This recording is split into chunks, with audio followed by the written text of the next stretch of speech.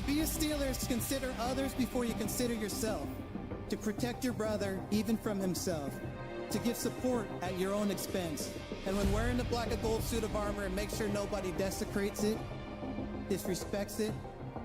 Most importantly, we ourselves don't dishonor it.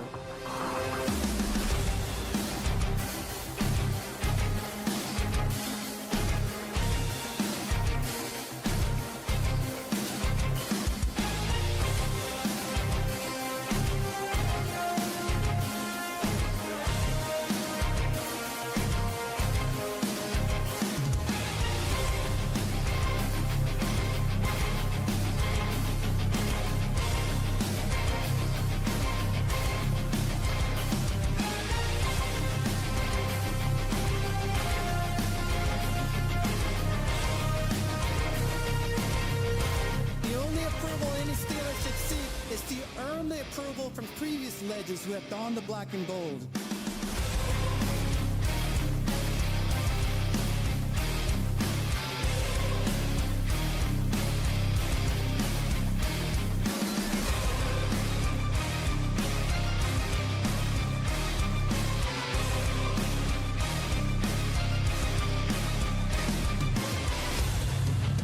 These virtues I learned while playing for the Steelers are what make the legacy of the black and gold timeless.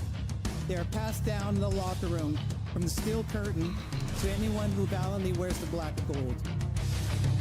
Creating a brotherhood that is deeper than money, business, and winning. To be a Steelers, consider others before you consider yourself.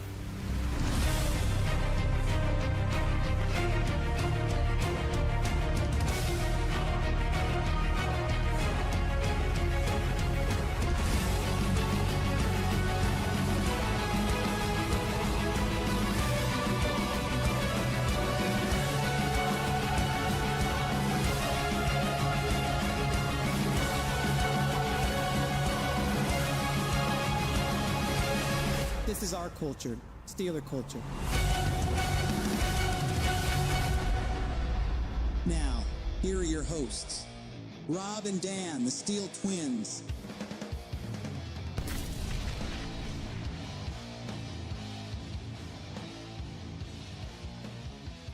Steelers Nation, how are we doing on this fine Friday night? Thank you guys so very much for tuning in for yet another edition of the Steeler Culture Podcast, where we break down Pittsburgh Steelers football as we preview the Week 12 matchup between the Pittsburgh Steelers, who go on the road to Chicago to face the 7-3 Chicago Bears.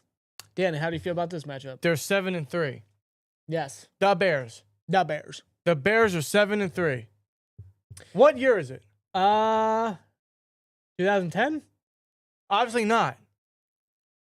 Believe me, I wish it was 2010, but it's not. No. It's not. It's not. But the Bears are 7-3. They are first place in the NFC North, while the Steelers are still first place in their respective division, the AFC North. They sit right now at, 6-4, I believe? Steelers sit at 6-4. The Bears are at 7-3. And Aaron Rodgers, will he play, is the biggest question coming into this game. Will Aaron Rodgers get one last opportunity to own Chicago in Chicago and Soldier Field? Will we get one more opportunity? He is questionable. He is questionable to play. Mike Tomlin has not named a starter. It is most likely going to be a game-time decision unless we get a legitimate update tomorrow where Rodgers could be downgraded to out. Rodgers could be upgraded to the starting quarterback. We don't know. It's all going to depend on how he feels Sunday, in my honest opinion. Because with Aaron Rodgers, it is all about safety for him. How can he protect his fractured left wrist? And that's what he's dealing with, is a fractured left wrist, which doesn't require surgery, hence how he's been able to practice. But they have braced it and they have secured it with a brace for comfort and stability and safety for Aaron Rodgers. Yes, and Aaron Rodgers has stated his ability to play is all about safety. He obviously wants to protect himself. That's the biggest thing with him is, it's his non-throwing wrist, which isn't a big concern, but it's a matter of, how's he going to function under center? How is he going to function with snapping the football, with working off handoffs, or God forbid he gets hit? As we've seen many times all season, he's been stumbling around the pocket and scrambling. He's been taking hits. Do we really want a 41-year-old quarterback with a hurt left wrist? We're gonna have to. We're gonna have to run the ball. Seeing the Bears injury report, and we'll get into that. But do we really want a 41-year-old quarterback with a fractured left wrist, who honestly hasn't been playing that great lately? Do we want him being a starting quarterback versus the Bears, or will it be Mason Rudolph to fill in again and maybe save the day, as the Steelers have not beaten Chicago in Chicago since 1995? Now, granted, they've only faced them in Chicago twice since then, the last time being 2017, week 3. They lost in overtime, and that I remember that game very, very vividly. Yes, it was the Villanueva situation there, but the Bears at the time had Mike Glennon at quarterback. Yeah, that was Mitchell Trubisky's rookie year, and Mike Glennon was still the starting quarterback. Tariq Cohen and Jordan Howard went off. Martavis Bryant dropped a deep pass on the first play, which set the tone. I remember that game very Remember vividly. Vance McDonald making the play in the end zone? At halftime. After I think it was a blocked field goal. Yeah. And then the I can't remember who returned it, but Vance McDonald hauled ass down there and prevented the touchdown. Yes, he actually, I forgot that even happened. Yeah, so shout out to Vance McDonald. Now, it's replaying in my mind. Yes. Yes, Knight Rider. Yes, he says in the chat, Vance McDonald had a chase down one year, right? Yeah. Yes. Yeah, I think that was that game. Yeah, that was that game. That was a wild game, yes. And Rick from PA with it too says, send Rodgers to the old folks home and start Mason. Thanks, Rick. Okay, before we get into anything regarding the Bears and their situation and Bears. and everything regarding the Steelers, my personal opinion is I think the Steelers should start Mason based off of the fact that Rodgers has a fractured left wrist. He's 41 years old. Do you really want to put that kind of guy out there when he has kind of been regressing the last 2 games or 2.5 games or a game and a half rather? Do you want him out there hurt when he's already having a regressing last couple weeks?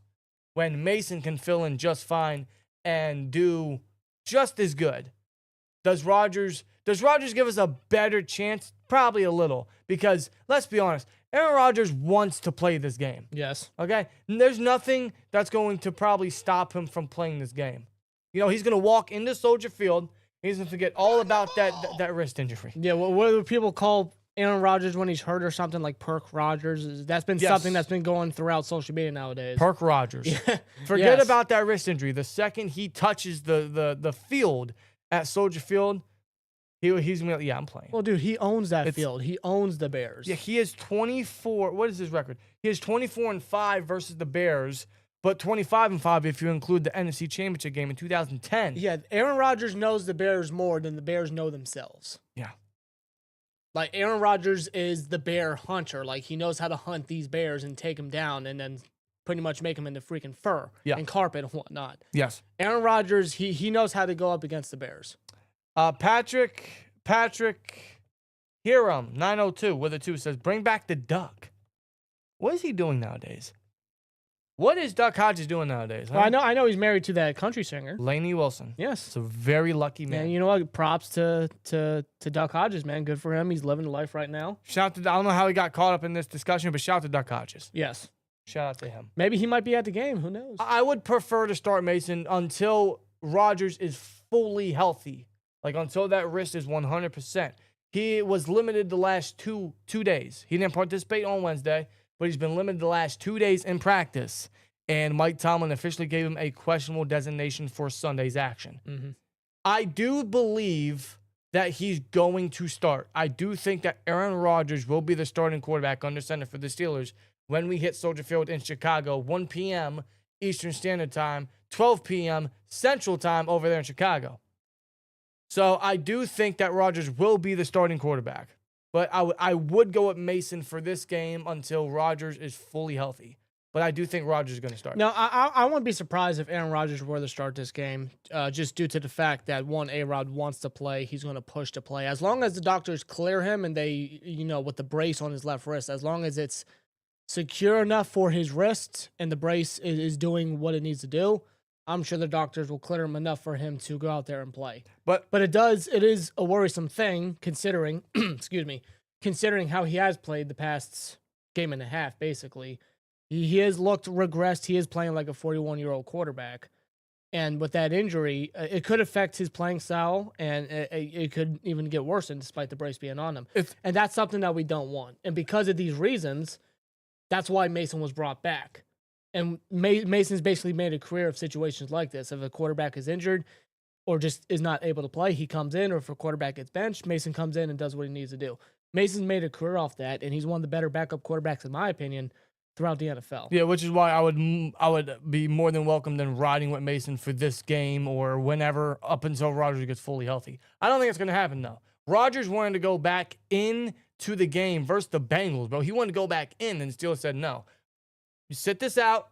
We're gonna ride with Mason here. It's working, and Mason helped us close the game out. Mason did very well. He did. He led the Steelers to 2 scoring drives in the second half. But if Rodgers wanted to go back into the Bengals, and now he's facing the Bears. Now he can say all he wants to the media.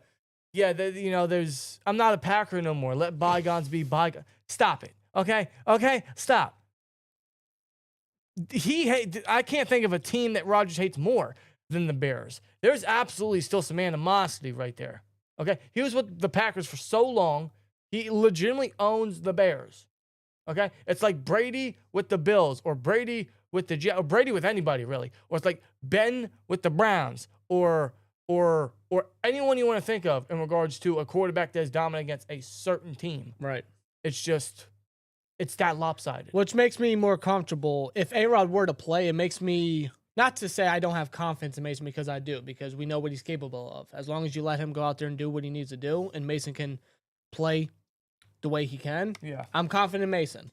But he doesn't know the Bears, obviously, like Aaron Rodgers does. I feel like if Aaron Rodgers plays, I am a bit more confident in the offense going out there and doing what they need to do and getting a win, more so with A-Rod in there than without Mason. Because, again, Aaron Rodgers, despite how he's played the past couple games, he's still the Bears killer at the end of the day. He's the Bears owner. He is. Like, at the end of the day, he is the Bears owner. And I see a lot of Bears fans, see a lot of chatter online saying, we want Aaron Rodgers. We want this Aaron Rodgers. So, I bet they do. So you want an Aaron Rodgers that's crippled and 41 years old. If you beat a crippled 41-year-old Aaron Rodgers, what does that say about your team beating Aaron Rodgers at this age of his career? Well, that's like, I think when it comes, that's not a lot to hold your head up high for. That franchise has been owned by that quarterback. I think they'll take anyone at this point. That's fair. I can't be one to talk because, we beat Brady in 2018. We didn't even make the playoffs, and that was our Super Bowl that year. So I can't talk. Exactly. I can't talk. But listen, I do agree with your stance on Mason stepping in. If A-Rod is not 100%, you're right with Mason for this game or even further on at that point. I just don't think it's going to happen. Neither do I. But this is one of the reasons why you brought back Mason, and you know what he's capable of. We all know what he's capable of. He's a very good backup quarterback, and when he stepped in for the Bengals, he slung the football. He put it right where it needed to be. Very methodical, and he's very stable in the pocket, but in a calm and confident manner at that. He's always been that way. Always been that way. And frankly, there is still a chance Mason could play because, they get on Soldier Field. Maybe Aaron Rodgers just isn't feeling it, or something happens with his arm, or, he just doesn't feel that safe playing the game, which I just don't know if that's even a realistic possibility in that regard. But anything can happen come Sunday morning into the afternoon, where it might be a situation where Mason has to start. It might be a game time decision where Rodgers is out and Mason is the starter. Or it could be a situation where they dress all 3 quarterbacks and Rodgers is like the backup or the third backup. You know what I mean? Like, similar to what Ben was versus the Browns years ago. I was just about to bring that up when he had that ankle issue before the Browns game. And they had Jones start, but Ben was active but as the backup. Ultimately, Landry got hurt. Ben came in and was the best backup of the damn game, really. The best quarterback. No, obviously. Yeah. That was Landry Jones' first career win. So it could be a situation like that. Mike Thomas not immune to something like that. So, it's possible that could be a situation. Anything could happen come Sunday pregame. No matter who's the starting quarterback, Rodgers or Mason, the game plan is the same. The game plan is simple. Whether it's with a hurt quarterback one in Rodgers or it's with a backup in Mason who you trust. The game plan is still the same. Run the ball. Okay? Did you guys see the Bears injury report? Did you guys see who's out for them? Did you guys see like their linebackers specifically? Yeah. Now keep in mind, it looks like they're gonna get Jalen Johnson and Kyle Gordon back, who are their two top corners that they've been missing essentially all season. Okay? And we'll get more into the Bears and their secondary and everything as a whole. But they've been without Kyle Gordon and Jalen Johnson essentially all year. And it looks like they're going to get them back. I don't know if they're going to get them back early into this game or what, but they're going to get them back very, very soon. It's funny. It's kind of, it's like the Bears can't catch a break. They're finally getting their corners back. Then all their linebackers go down. Because all their linebackers, Tremaine Edmonds, brother of Terrell, out. TJ Edwards, out. Noah Sewell, brother of Panay, out. Yeah. All three of their starting linebackers are out. And if you want to know exactly who their depth guys are, we're talking Ruben, and I'm really going to butcher this man's last name, Ruben Hype-Polite. Who? Then we got Amen Ogbongbur. I'm not going to try to say that last part. I am not. Then we got DeMarco Jackson. Oh, that's easy to remember. Yeah, that's the easiest one. That's their depth. I'm sorry, who? Like, respectfully, I'm not aware of who these people are, but that is the Bears starting linebacking core for Sunday versus the Pittsburgh Steelers versus Jaylen Warren, who does not have an injury designation and is good to go, and Kenneth Gainwell, who's coming off 2 touchdowns. Yes. The game plan is very, very simple. Run the ball! Right? It's simple, Arthur. Run the ball. That's all you got to do. No matter who the hell's under center, no matter who the hell's throwing the football, no matter who the hell is the starting quarterback, the game plan is you got to run the ball. They don't have their linebackers. Their defensive line is their biggest weakness of their entire defense, maybe even their entire team. Run the ball.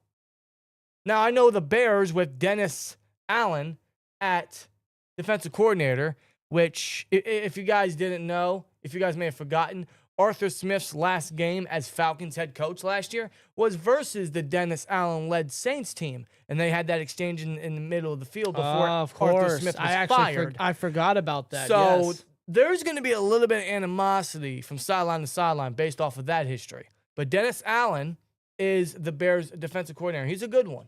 He's a good defensive mind. But there's too many weaknesses in that front seven. So the Steelers should be attacking that.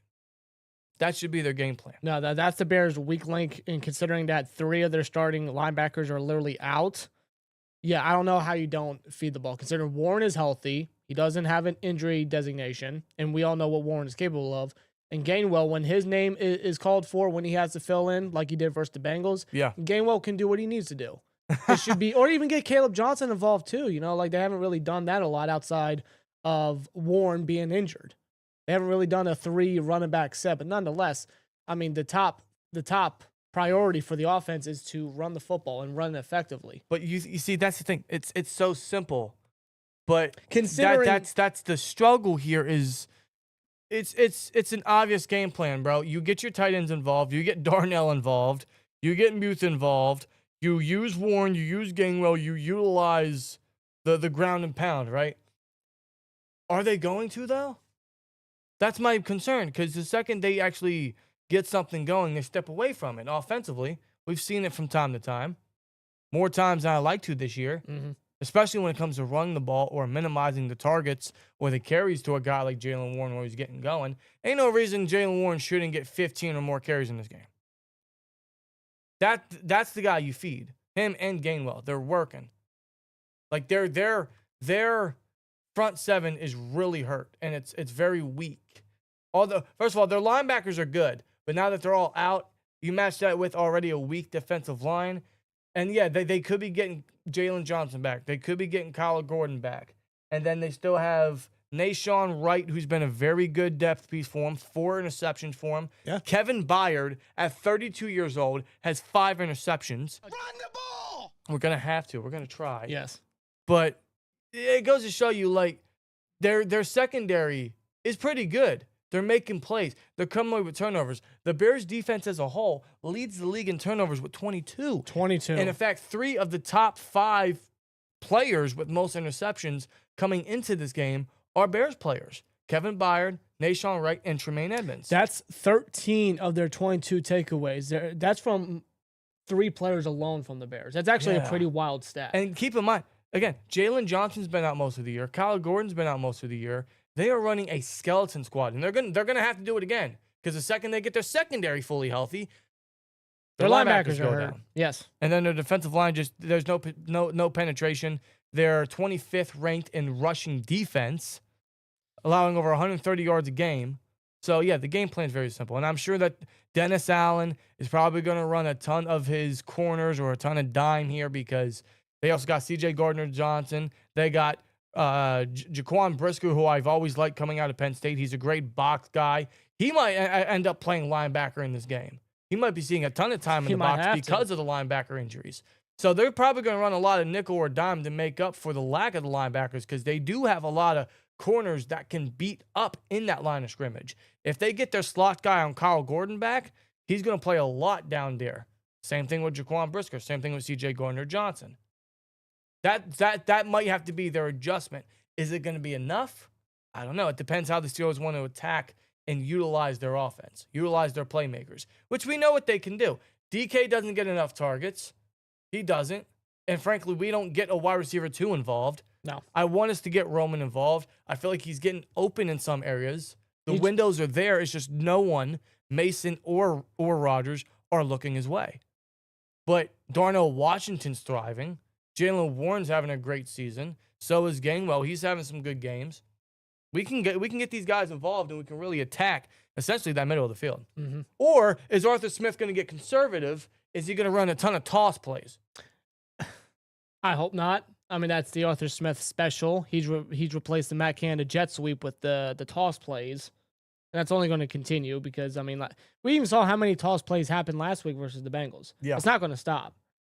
I mean, all you got to do is a simple, excuse me, all you got to do is a simple handoff, whether it's A-Rod or Mason at quarterback. Just hand it off to Warren. Just run up the middle. Hand it off to Gainwell. Just run up the middle. Run through these Bears defenders. Run through them. Run a ton of 12 jumbo, bro. You get a guy like Spencer Anderson the fact that Arthur Smith cannot, for the life of him, scheme up a passing attack, and he never could.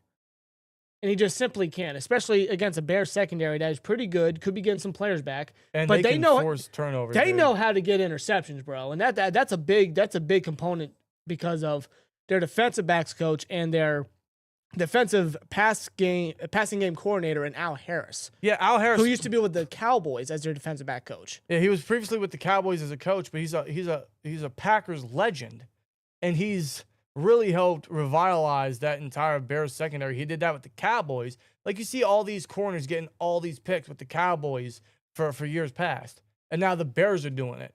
And the common denominator in both of those organizations was Al Harris. Like, he's working wonders with a skeleton squad. Mm-hmm. So props to him, man. Like, that's really been, a reason why a guy like, what's his name? Stevenson. Tyreek Stevenson. Thank you. Tyreek Stevenson. He's essentially having a career revitalization because of a guy like him. Exactly. I mean, that's just the type of coach that Al Harris is. He's been that way for years now, and now Ben Johnson's got him in his coaching tree, just like that. Actually, Ben Johnson got a lot of guys in his coaching tree because, you look at this Bears team, they're not like previous Bears teams. They're not. They're differently coached. They're differently as an offense, and they're coming away with turnovers. They're making plays. Now, I'll also mention that every single team they've beaten has a losing record. Now, I'm not saying we're better, because most of the teams we've beaten have losing records outside the Patriots and the Colts. So I'm not saying we're any better. But the Bears, all of their wins come against teams with losing records. We're talking teams like the Cowboys, the Raiders, the Commanders, the Saints, the Bengals, the Giants, and the Vikings. All of them, all those teams that they have beaten have losing records. So, yeah, the Bears are 7-3. They're having a great season. And I don't want to take anything away from what Ben Johnson's trying to to do for the Bears, trying to put his vision with the Bears in his first year, because it is an impressive first year for Ben Johnson. And he had, of course, coming from Detroit and what he did over there with Dan Campbell and that offense, there was a lot of expectation with Ben Johnson coming over to Chicago with Caleb Williams. Yes. So I don't want to take anything away from the Bears. They're having a very good start to the season. 7-3, first place in the NFC North. I don't think anybody in their right mind could have thought of this, but here they are right now. Well, also, you mentioned, like, the defense, they lead the league in turnovers. The offense, their rushing offense is one of the top in the league. I think they're the second best in the league coming into this game. Yes. And Caleb Williams, I think, leads the season, or he's up there with 5 game-winning drives this season. 3 of them coming in the last 3 games. Which the Bears have won 3 straight, actually. Correct. So, like, I can't take anything away from the Bears. I could say that they haven't really beaten anyone serious, and they've beaten teams with losing records. All their wins are coming against teams with losing records. But they're coming away with victories, which reminds me a lot of how the Steelers and Mike Tomlin function at times is, although the wins might not be that impressive and they might be very tight and close, they find a way to close out these very close games. They find a way to get victories. So I got to give it to the Bears for that, especially in Ben Johnson's first year. And you look at his coaching staff, a lot of guys are in their first year with the Bears. That's Ben Johnson, obviously. You have Antoine Randall, University of Indiana, as our wide receiver coach. Great wide receiver coach, which by I the wish way. he was ours. But Great wide receiver coach. we got Eric Bieniemy as our running back coach. Yes, Eric Bieniemy as our running back coach. Yep. That's no surprise, though. You got J.T. Barrett, former Ohio State Buckeye, as their quarterback coach. He's 30 years old, and he's already coaching. You got DeClaine Doyle as their OC. How much input he has over Johnson, I don't know, but his first year as the OC. Passing game coordinator, Press Taylor. You got Dennis Allen at defensive coordinator, Richard Smith at linebacker coach, and, of course, Al Harris at defensive back coach. All this under the Ben Johnson administration, which has led to the Bears to be 7-3. Mm-hmm. With that being said, I think we can still win this game. I think this is a very winnable game for the Steelers. But at the same time, I'm coming into this neutral. Like, I know we can win this, but I wouldn't be shocked if the Steelers pull some bullshit. Swear jar. Yeah. No, I totally know what you mean about that. I totally understand that. By the way, shout out to Donnie Lund in the chat with a $7. Says the 2017 game against the Bears was a Tomlin special. Yes, it was. And that was week 3. It was a very early game of that year. And Tomlin, of course, pulling the Tomlin special. To Mike Glennon, of all people, of all quarterbacks. Yeah. Yeah, that was a very crazy game, yes. Knight Rider says we should have both backs in at the same time in shotgun, one on each side of the quarterback. Yeah, we should definitely run a ton of 22 personnel. Yeah, absolutely. I don't know why they don't do that more often, or even like when it comes to third down situations. Because Gainwell, as we all know, is obviously the primary third down back. And I totally understand why. It was one of the reasons why he was brought in. But I mean, like, we all know what Jalen Warren is capable of doing, as he was the third down back when Najee was here, and he was a very good one at that. I don't know why they don't consider having both backs in on third down to aid in trying to convert on third down, or in certain third down predicaments, like, say, for example, there's a 3rd and 2. I'm keeping Warren on the full football field. Like, you're telling me that you don't feel confident that Warren can get you 2 yards when he's one of the better backs that can get you those small chunk yardage or small yards right there? Absolutely. I would like just in that scenario, I would keep Warren. I would just have both backs overall just split the third down snaps. Yeah, I agree with what Knight Rider said. We should definitely run a ton of pony in this game. They've both shown you they're very excellent backs. They're very good backs, and they can get you in the end zone and get you down the field. They can make plays anywhere along the field. They're both good receiving backs. They all got 3 down potential. Play them. Play them both. Especially, since we're not really getting a wide receiver involved, and this offense doesn't really take a lot of deep shots, and this offense as a whole isn't crazy. Like, there's nothing about this offense or Arthur Smith's scheme that blows me away. It's not like Ben Johnson's, where Ben Johnson's creative as hell. Yeah. Like, he gets guys involved. He gets some trick plays going. Ben Johnson is one creative dude. Compared to Arthur Smith, very vanilla. It's just same old, same old. It's just the ordinary. But I feel like in a way to make that a little more effective, yeah, I would agree. Play both backs. Play them at the same time. I run a high percentage of 22 personnel. They're going to run a ton of 12 and 13, which is fine. But I would or increase the usage of 22 as well. Just my opinion. Yeah. Byron Nelson says the Bears haven't beaten a team with a winning record. No, they have not. No, they have not. As a matter of fact, they were what? They started 0-2, then they went 7-1 within the last 8 games. I think that one loss was actually versus the Ravens when Tyler Huntley was the quarterback. Tyler Huntley. So people can say, or Bears fans can say, man, we're going to play an injured Rodgers. We're going to play Mason. You guys lost to Tyler Huntley. Okay, slow down. Yeah. Slow down. Y'all got blown out by the Ravens because of Tyler Huntley. Mm-hmm. That's right. So, listen, the Bears are very beatable. I'm not taking anything away from them, and I definitely don't want to underestimate them at their own home turf, but they're very beatable, especially with the injuries that they have. So, I think this Steelers team has a great chance of going into Soldier Field and getting another victory and continuing on their first place run as the AFC leaders right now. AFC North leaders. Yeah. And they got to keep at it. They got to keep doing that, considering that the Ravens have a lot of momentum on their side. I mean, they're on what, a 4-game win streak? Yes, they are 5-5. The Ravens are .500 for the first time this year. Yeah, so and they face the Jets with Tyrod Taylor. That's right. They face the Jets with this Tyrod is Taylor, bro. And I know we haven't won in Chicago since 1995, and that's obviously going to be the dark cloud hovering over the Steelers come Sunday. But nonetheless, Again, we've only played them twice since then, so that's fair. It sounds bad, but it's only 2 games. That's fair, but the Steelers still weren't good in either of those performances. You're not wrong. Nonetheless, like the Steelers know, despite who the quarterback is, they got to get a win. They got to get a dub. They got to keep stacking these wins because the Ravens are literally breathing down our neck. They're right behind us. Yeah. You can't allow the Ravens. I mean, the Ravens are already catching up, but you can't allow them to literally be within the range right now. You can't afford a loss. Not on the road, not against the Bears. You can't. No. In fact, Mad Matt in the chat says use A-Rod as an emergency backup for Mason. Yeah, I agree. That's what I would do. I don't think they're going to. I think A-Rod will be the starter, but that is what I would do. Ultimately, that might be what happens. Will Howard might not be the 2. He might be the 3. He'll probably still dress. He may not be inactive because of Rodgers' injury, you know, just in case, because you never know. Anything can happen. Mm-hmm, exactly. But, yeah, it might be a situation where Rodgers could be the 2 as an emergency backup.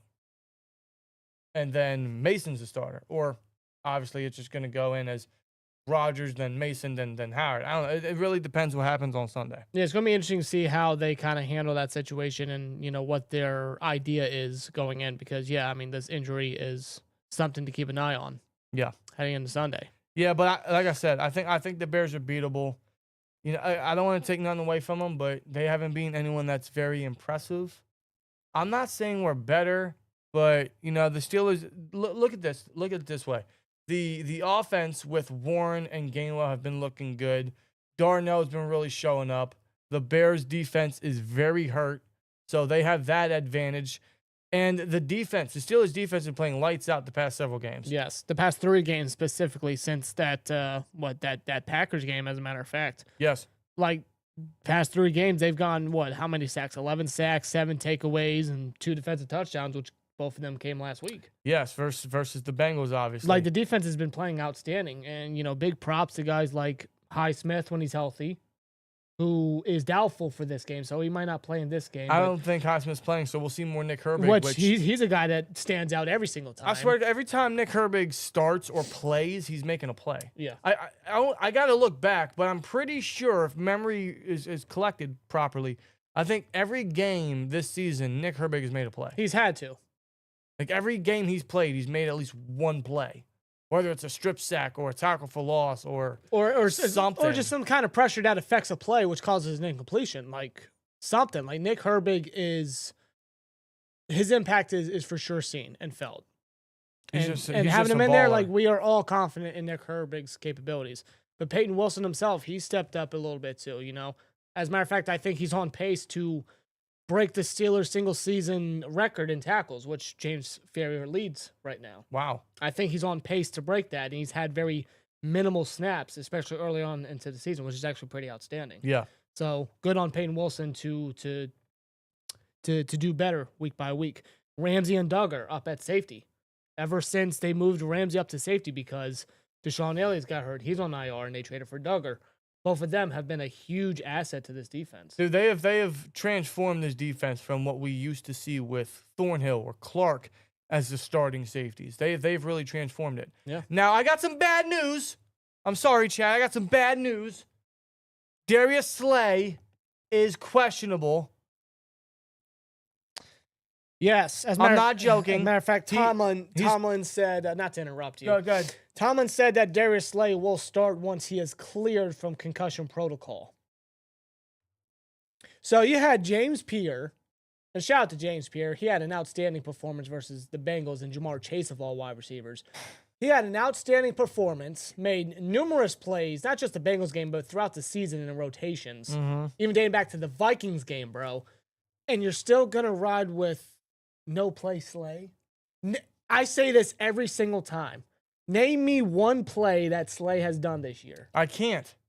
But I can name you 3 last week by James Pierre. Yes. I can name you 5 all season by James Pierre.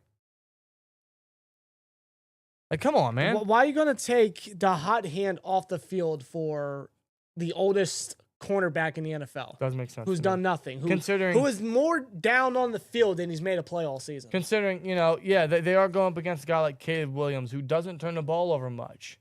He's thrown only 4 interceptions all year. He doesn't fumble a lot, actually. No. Now, the Steelers, this is interesting to note.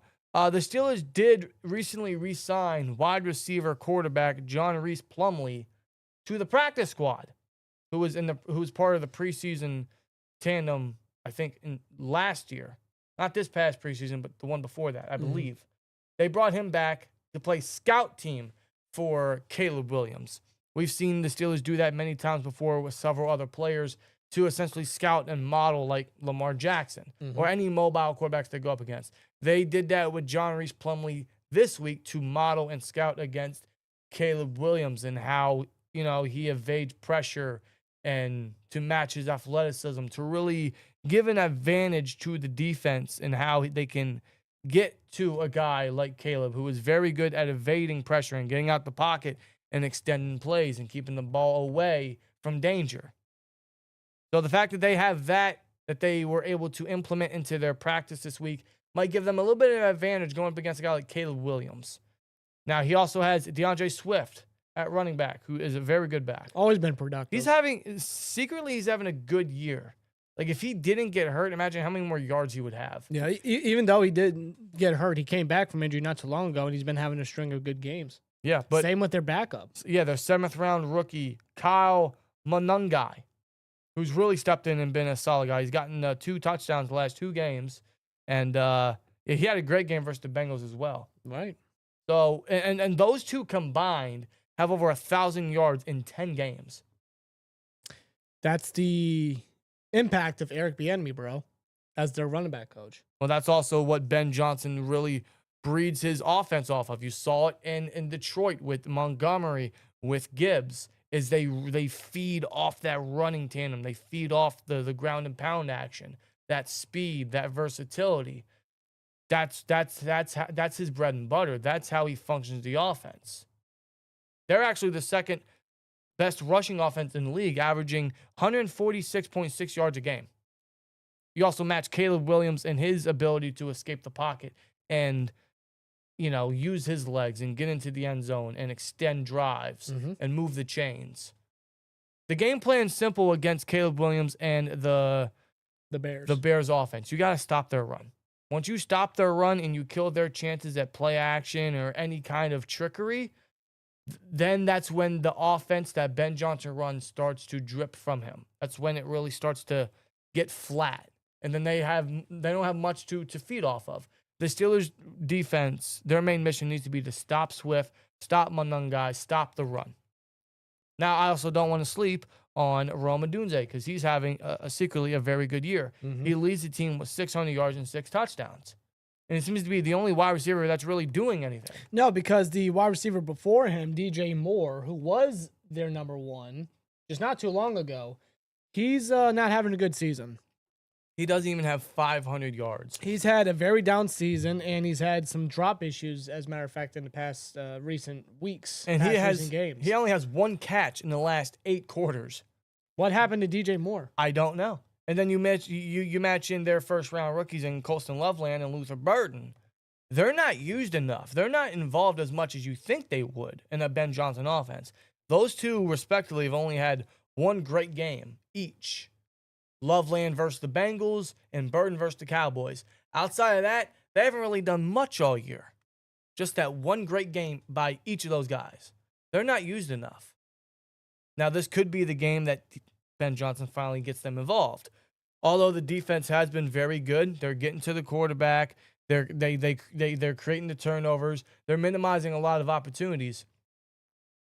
At the same time, I don't want to sleep on what Caleb Williams can do, what Ben Johnson's going to cook up here. Right. Because Ben Johnson against a Mike Tomlin / Terrell Austin-led defense, that sentence alone worries me. Mm-hmm.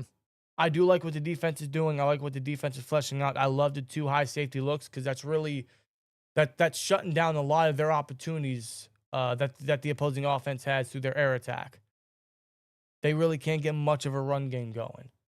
The defense as a whole has really been locking it down. They have really been the backbone of this team the last 3 weeks. They have been shut down, constantly getting pressure, causing turnovers to happen. They're getting takeaways.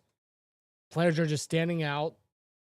A guy like James Pierre is stepping his game up, bro. Yeah, a guy like James Pierre. Yeah. Coming into the regular season, man, we weren't exactly the biggest fans of James Pierre because he wasn't exactly the best depth guy, but you could argue he's probably been our best cornerback. You could probably argue that. He's low-key been putting up some good numbers, some good film. Yes. Like props to Pierre. He should be a starter until he's a problem. Until he's not a problem, you put him in. That's what it should be. Darius Slay, I don't know, he can do whatever he wants. He can go play bingo. I don't do whatever. Play James Pierre.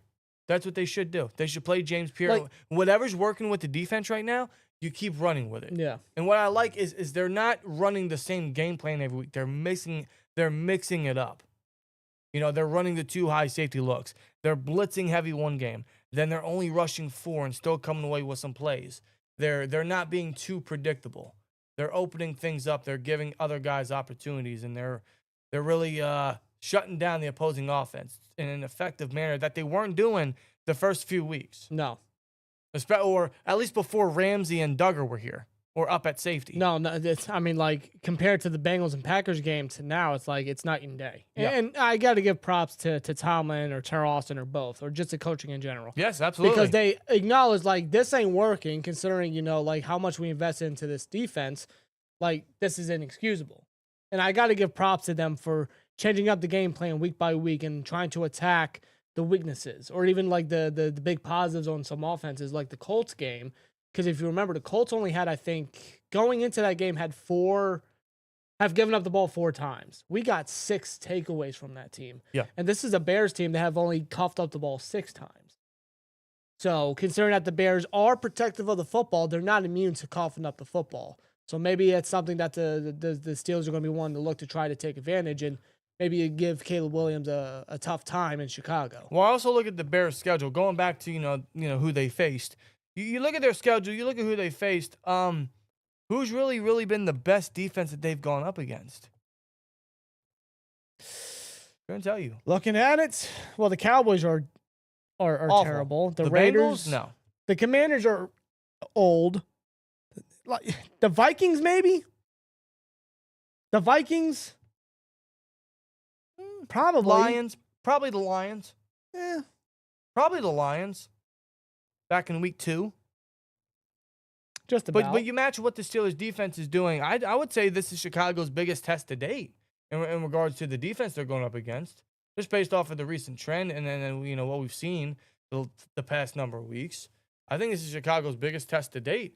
And yeah, it seems like at some point they got to cough up an L, because they've gone 7-1 in their last 8. It seems like they're on a hot streak right now, which gives them the momentum, especially since they're at home. But at the same time, this is the Bears. So at some point, the Bears are going to do Bears things, and they're going to eventually start coughing up some L's. And what better way than for the Steelers to keep running with their hot streak right now and force an L to the Bears, especially if Aaron Rodgers is under center. It writes itself. It does.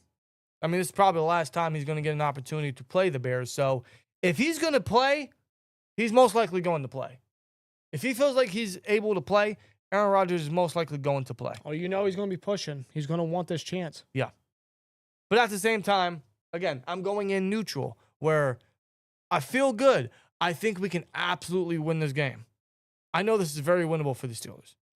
But the second I think that is the second where, hold on, take it back a notch. This could just be one of those situations where they don't run the ball and they get conservative and they play down the competition. Yeah, at times. because, I mean, just when you think it could be very obvious for the Steelers to attack the weak links and the weak points and have a very, fundamental football game and a good football game, Steelers do the exact opposite. Yeah. It's just Steeler things. It's how they're run, unfortunately. It's just stressful Steelers football at the end of the day, right? I mean, it just gives you a constant headache. It keeps you stressed. So I do like our chances versus the Bears. I don't want to take anything away from the Bears again because what they've done has been impressive to a point, even against teams with losing records. Mm-hmm. But even then, this is still a test for the Steelers to go out there and do what they need to do because they still need to stack wins for their sake, for playoff chances, and for the AFC North Division, considering that the Ravens are directly behind them now. Yeah, they're still breathing down their necks. So they got to go in there and handle business. They got to, considering that they haven't won there in 30 years, I'm sure that's going to be added motivation. I think you can say this about every game going forward because the Ravens are still one game behind us. Yeah. And any L we take gives the Ravens that advantage to tie us. So you can say this about every game going forward. If the Ravens keep winning, the Steelers have more pressure to keep winning. So you can say this about every game going forward. You got to keep winning. You got to keep finding victories. And if you look at the next couple of weeks, the Steelers got a good chance of actually getting more dubs, of collecting more victories, which is more than I could say I thought that this team was looking a couple weeks ago. This team has made the adjustments. The defense has made the adjustments. The offense, there's still issues. Yeah, I mean, there's still some issues. It doesn't help that the scheme has been the same for years now. It has. But they have the matchup this weekend. They have everything they could ask for to do what they know to do best, which is run the ball. They have an incredible matchup. Ain't no reason they should run away from it. They should run into it. Mm-hmm, exactly. That's what they should do. Donnie Lund, with a 10, says, is it all right to be irritated over the fact that Myles Garrett looking very likely breaking TJ Watt's sack record? What's he got, 15 on the year? 15 on the year. He's just coming off a 4-sack performance versus the Ravens. He's got 15 on the year already. It's only been 11 weeks. It's crazy. He has 15 sacks, but the Browns are still losing. Yes. What's the Browns' record? They have 2 wins. Are they 2-9? I thought they had 3. Was it? No. Where'd they get 3? They're 2-8. 2-8. Wow. Soon to be 2-9 because Shador is starting. 15 sacks, and the Bears are 2-8. And yeah, Shador is starting versus the Raiders. The Raiders. That people, that's gonna be eventful. People are gonna be watching for one reason only. Yep. How is Shador gonna look? If Myles Garrett breaks the record, it'll be probably the quietest record that is broken in recent memory because the Browns are that bad. Mm-hmm. And I gotta give props to Myles Garrett. He's having a great year. Just about to say that. He's putting on some games. He's putting up some numbers, and I have always been one in saying Watt is better, and I do believe career-wise, statistically, he is. Watt in fewer games has done more. Watt in a 3-4 system does more. You don't see Garrett dropping off in the coverage. You don't. Watt does. This year alone, Garrett is doing better. But overall, Watt's better. Hard to disagree with that. Certainly helps with... The only thing I wish Watt would do more is move around. I was just about to say that. It certainly helps with the Browns utilizing Garrett's ability to move around. Fuck, look at what Will Anderson did last night. Yeah, I know. Danielle Hunter. Yeah, I know. They constantly move him around. They rotate. It's also very impressive what Watt has done on one side his whole career. Like he has a Hall of Fame career staying on that one side. He doesn't move around often, and he still has a Hall of Fame career. He's won a DPOY. Should have won 2 more. Mm-hmm. So it's a testament of how great Watt is on that one side. It's just a matter of it getting predictable and limiting Watt, which to some degree he has been limited. I mean, the longer that you run the same old, the more that teams are going to acknowledge, like, okay, he's here. He's only here. Now we know what to do. He's been chipped 40 more times than the next I guy. know. Did you see that highlight on Sunday Night Football? Yeah. Oh, over 100 times. What was it, 102 times the highlight said, right? Something like that. Dude, like, it is just insane. Let me see if I can find the number. Is there an updated number? You can probably find it on Twitter. I don't know. I don't know what the updated number would be. I have no idea. But he gets chipped. He is the most chipped edge rusher in the NFL, no doubt about it. Yes. Like, there is no one close. Watt has been chipped over 100 times. No one comes close. No one. They don't move Watt or Highsmith or Herbig often enough, as they should. The only time they move Herbig over is when he's in rotational spots and is filling in for Watt, while Highsmith plays on the other side, or Sawyer fills in for Highsmith. Right. That's the only time that those guys swap. Very rarely do you see Watt or Highsmith swap over. They do. It's just not as often as we'd like it to. And I don't know if it's from a coaching aspect or if it's because Watt just doesn't want to. I don't care if Watt wants to or not. It shouldn't be his say. Well, He's putting himself in the defense at a disadvantage. It does the team a disservice. Because, I mean, like, you're staying in one area. I mean, there's only so much you can do. Like, yeah, you're TJ Watt at the end of the day, but there's only so much that you can do, considering, let's be real here, you're only going to get older. You're only going to continue to age. Yeah, you got to find ways to better not only yourself and your advantages and your success as a pass rusher, but the defense as a whole. And that's something that's been seen the last year or 2 or 3 now. And that's going to be something that's going to be more persistent as Watt ages and ultimately and inevitably regresses. So, I mean, Watt hasn't there's that. Watt hasn't been as impactful as he has in previous years this year. Hate to say it, but it's true. That's because teams have figured him out a little bit. I mean, like, Nick Herbig has been our most premier pass rusher this year. Because he's a dog. He is. He's a dog. And he deserves an extension with this team. There's no way, and I know that's off-season talk, but there's no way that the Steelers let Herbig walk. 0 chance, right? You pay that man. You pay Herbig and you pay Darnell whatever you want. Yes. Give them and Boswell. You give them blank check. Those should be the next 3 in line for extensions. I don't care who else. Well, first, Boswell's first in line. Boswell, then Herbig, and then Washington. You give them blank checks. That's what you should do. Yes, absolutely. And give Darnell 40 snaps again, please. How many snaps did he have last week? 40. 40 even? It was 40 plus. I don't know the exact number, but You don't know how many snaps Nick Herbig had? No, I actually don't. How many? Well, first of all, I think he had like 97% of the Steelers' defensive snaps. Going in for Highsmith, I believe last that. week. I think. I believe that. I think. Let me find it properly. Oh, I don't want to paraphrase here. I want to get the actual numbers. I would imagine it'd be the same case again, considering Highsmith is doubtful, which I'm not opposed to because Herbig on the football field is always a positive. You keep that man on the football field, or you find ways to get him on the football field. Darnell actually saw 46 snaps. 46. Steelers are undefeated when Darnell has 40 or more snaps, and they just outscore offenses like crazy. Okay. Herbig had 62 snaps, 94% of the defensive team snaps. Give it to him again. Yeah. Give both of them those amount of snaps again, if it calls for it. Agreed. Darnell 40. I mean, like, every game moving forward. Like, let's be real here.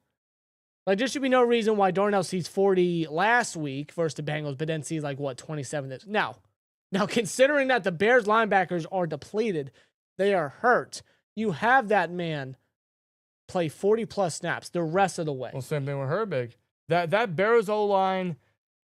It's improved. It is. It's improved. I mean, like, Caleb Williams only been sacked 16 times in 10 weeks. That's actually not terrible. No. Considering last year he was sacked, I know he was sacked over 60 times the entire season. I know that. Like, their line last year was bad. Well, they made a ton of trades. They got Darnell Wright at right tackle. They got Joe Tooney at left guard. Mm-hmm. Like, they definitely made some moves because they knew they had to. They're like, okay, we got to get this guy some protection. We got to give this guy some help. Ben Johnson being the head coach, like for his vision and his game plan, he needs a line. Yeah, he needs a line. He needs something to help the running attack. He needs somebody to help with his, masterful offensive scheme. So, yeah, I mean, that's a testament to what their line is like. But, I do give the advantage to our defense a little bit. I think our defense has been playing strong enough that you got to give them the edge, just a little. Billy Maher with a 499 says, I got to choose between Warren, Gainwell, or Judkins in PPR this week. Who do I go with? Ooh. Judkins. As a Judkins fantasy owner, they're facing the Raiders, bro. Their rush Raiders defense, suck. Their rush defense isn't good. Javonte Williams went off. Yeah. Who's having a great year for the Cowboys, by the way, Raiders just gotta say. suck. I would go with Judkins. Only because I wouldn't be surprised if we pull some bullshit. Go with Judkins. Swear dry. Byron Nelson says, when the Bears play a quality opponent, they look like Indiana versus Ohio State. Yeah, they didn't look good. No, they didn't. I like Mendoza, but they didn't look good. Nope. They didn't look good. When the Colts beat the Colts, I'm sorry, when the Colts beat the Colts. Sure, yeah, that's possible. When the Steelers beat the Colts were the best team in football. They were. And I feel like that's what really changed the tide the past couple of weeks was that game. Indeed. Yeah, they lost to the Chargers, which really sucked. No thanks to the offense. No thanks to Aaron Rodgers. But yeah, that game was on A-Rod. But they got a good revenge win versus the Bengals, which is very necessary. And again, they got to keep winning. The Ravens are right there. The Steelers are 6-4. They got to keep finding ways to get victories. They can't take any more L's, especially in this conference. This conference is going to get tight. Yes. This conference is going to get very, very tight. It looks like the Patriots, as of now, could be the number 1 seed. Well, dude, the Bills lost to the Texans, and the Texans are rising up a little bit. Yes. So yeah, like everything. The Chiefs are 5 and what? 5 and 5. 5 and 5. Like what? Who they face this week? The Chiefs. Who they face? I don't know. It's the Colts. That's right. Oh yeah, bro. I got the Colts for an upset. I'm being dead serious. Daniel Jones, you better not shit. I got Daniel Jones pulling off the upset. Jonathan Taylor, you better cook. In Kansas City, bro. Donnie Lund with another 10. Appreciate you. He says, following up, if he does break watch record, some but not all Browns fans will be insufferable. I didn't even think of that. Yeah, they're gonna flat. Yeah, I didn't even think of that. Yeah, yeah, Browns fans, they'll never let it down. Nope. They'll never let it down. That's going to be like when they beat us in the playoffs. They never let that. They still don't let it down. Still said that the Browns have tasted playoff victory more recently than the Steelers. I know. I'm sorry. We got to change that. We do. We got to change that, man. We do, man. Come on. Ford 1436, his favorite Home Alone movie, the second one. Oh, for sure. The second one. Home Alone 2? Yes. It's getting to that time of year. I got to find a Talk Boy Deluxe? I don't know. Talk Man, Talk Boy, the thing. I know it's a collectible that you could look up and find. Yeah, it's a Talk Boy. Yeah. I think that'd be pretty badass. How'd he do? Yes. Yeah. Yes. But no, chat. Yeah, I don't know how you guys are feeling. In fact, I'm gonna end this poll and put another one. By the way, I put a poll: who should start at quarterback, Aaron Rodgers or Mason Rudolph? 67% say Mason Rudolph should start, and I agree. I think he should. Just don't think it's going to happen. I think Rodgers is going to say, "Fuck the injury, I'm playing. Mm-hmm. I'm facing this team one more time. I ain't gonna let no phony fractured wrist stop me." So he's gonna go out there with a lot of hatred and some vengeance. And I think Aaron Rodgers is going to be the starting quarterback come Sunday. I do. Either way, whoever's the starting quarterback, we all know what the Steelers got to do. We know what the game plan is. You got to get the tight ends involved. You got to run a ton of 12 and 13 and 22 personnel. You utilize your backs, and I like our odds. You run the ball. You be methodical. You get down the field. You get points on the board. You finish drives. It helps out the defense. And I think the defense has a decent matchup this week.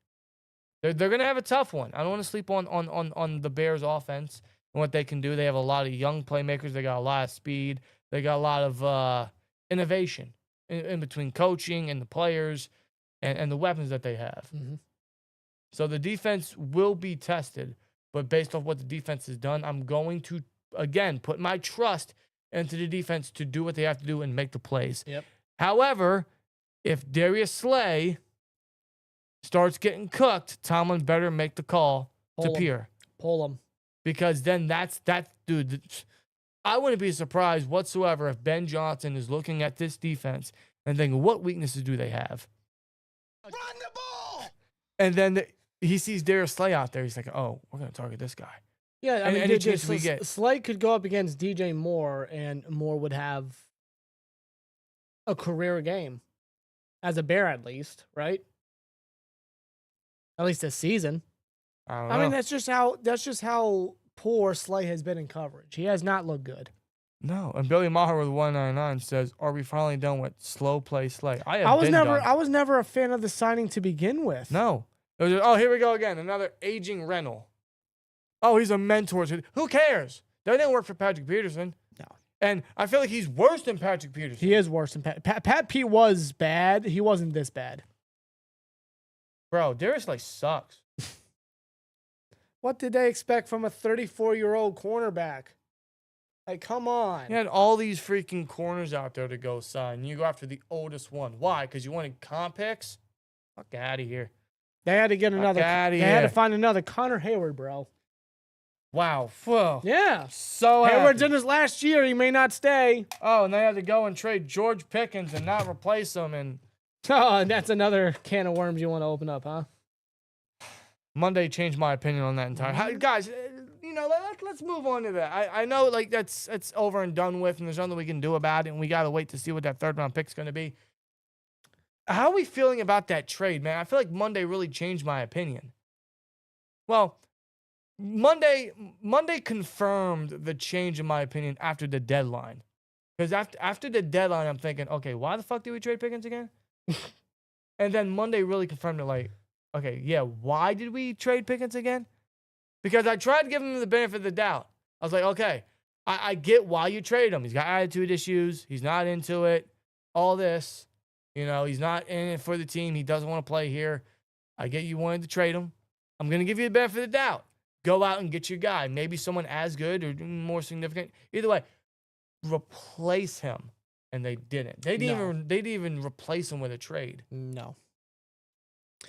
You know what sucks the most? What sucks the most is even if Pickens stayed, he's not going to have the year he's having in Dallas. Because even when Pickens was the one last year, he didn't. He already surpassed the yardage he has that he had with us last year. Yeah. Now, I know he missed 3 games last year, but he already surpassed the yards he has or that he had last year. He had 900. That's it. 900 flat. He already has over 9. Isn't he second in the league in passing or receiving yards? He might be.